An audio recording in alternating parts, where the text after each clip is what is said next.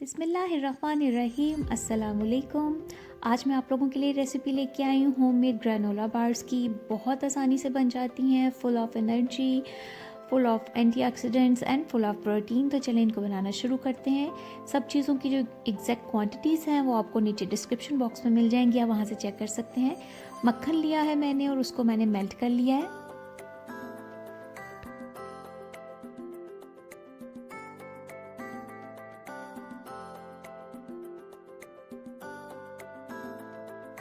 Medium आंच है और जो मक्खन है वो हमारा मेल्ट हो रहा है। उसमें अब मैंने शामिल कर दिया है हनी।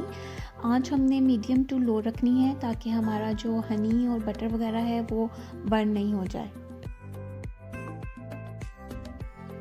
अब मैंने इसमें शामिल किया है सिनेमन पाउडर, यानी कि दालचीनी का पाउडर, ब्राउन शुगर। आप ब्राउन शुगर की जगह शक्कर, जैगरी या गुड़ भी ले सकते हैं। इन सब चीज़ों को हम अच्छी तरह से मिक्स करेंगे। अब मैंने इसमें शामिल किया है सॉल्ट।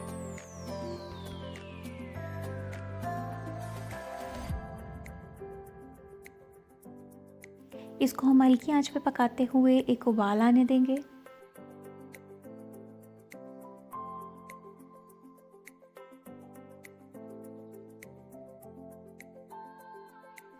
जैसे ही हमारे लिक्विड इंग्रेडिएंट्स में उबाल आ जाएगा तो अब हमने जो हमारा फ्लेम है उसको ऑफ़ कर देना है।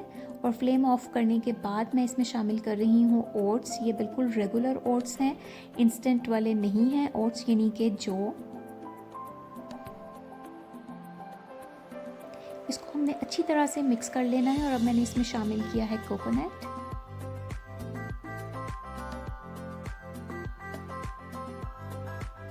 कुछ चॉकलेट चिप्स हैं एंड रेजन्स हैं। अब मैंने इसमें मिक्स ड्राई नट्स शामिल कर दिए हैं। आप अपनी मर्ज़ी की किसी भी किस्म के ड्राई फ्रूट्स इसमें शामिल कर सकते हैं। इन सब इंग्रेडिएंट्स को बहुत अच्छी तरह से मिक्स कर लेंगे और हम एक पैन जो है उसको ग्रीस कर लेंगे अपने जो ग्रेनोला बार्स हैं उनको बेक करने के लिए।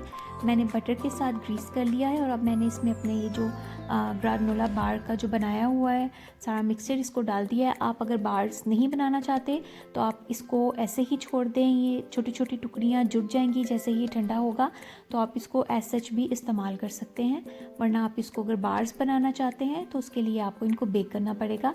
हमने अपना जो ओवन है उसको प्री हीट कर लेना है।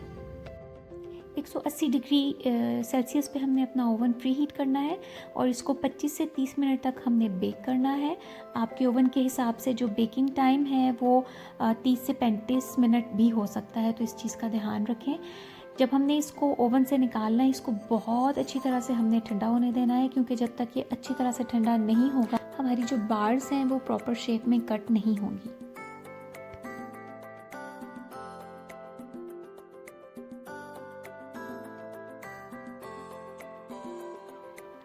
अच्छी तरह से ठंडा होने के बाद आप इसको बार्स की शक्ल में काट लें या आप इसको रफली भी चॉप कर सकते हैं।